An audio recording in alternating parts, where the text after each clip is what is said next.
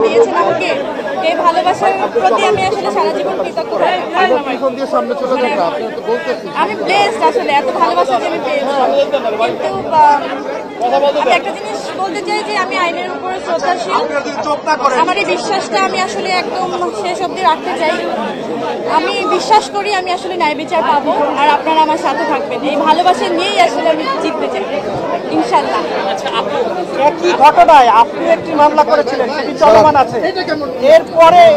একই ঘটনায় আবার আপনার এই সম্পর্কে আসলে সবাই অবগত আমি যে মামলাটা করেছিলাম তার ঠিক 2.5 বছর পরে উনি পাল্টা একটা মামলা করেন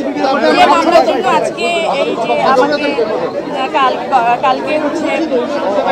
গ্রেফতারি পরোয়ানা জারি করা হয় ওয়ারেন্ট হয় আমার নামে এবং আমার খুব বিশ্বাস ছিল যে আমি আজকে আসবো আপনারা যেভাবে সবাই আসলে আমাকে সাহসটা জুগিয়েছেন যে আজকে জামিন নিতে আসবো এবং আমি জামিন পেয়ে যাবো আপনাদের এত ভালোবাসা নিয়ে আসলে আমি বাড়ি ফিরছি এরকম একটা জয় নিয়েও যেন আমি বাড়ি আসলে ফাইনালি ফিরতে পারি আপনাদের ভালোবাসার সাথে থাকতে পারি আমার জন্য দোয়া করবেন।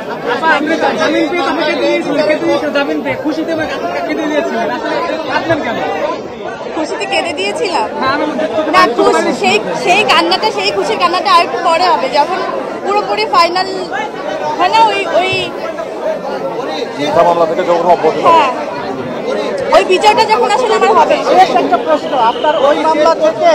আসলে ওই মামলাকে আপনাকে দমানোর জন্য এই মামলাকে কি মনে হচ্ছে আপনার? এটা তো খুবই পরিষ্কার যে আমি একটা মামলা করলাম তার 2.5 বছর পরে ঠিক 2.5 বছর পরেই একটা পাল্টা মামলা করা হলো শুধু দমানোর জন্যই তার কিছু না এবং এটা বিচারাধীন আমার বিশ্বাস যে আমি সঠিক বিচার পাবো আমি ন্যায় বিচার পাবো। ইমু প্রশ্ন করো ইমু প্লিজ এই মামলাটা নিয়ে সবচেয়ে যদি বলতে চাই কথা বলে গেছে আমি কিন্তু দাঁড়ে ঘুরেই আপনারা সবাই জানেন 4টা বছর আগের ঘটনা আমি দাঁড়ে ঘুরে শেষ পর্যন্ত আদালতকেই আসলে আমার মনে হয়েছে যে আমি এখান থেকে ন্যায় বিচার পাবো আমি এখান থেকে আশাহত চাই না আশাহত হতে চাই না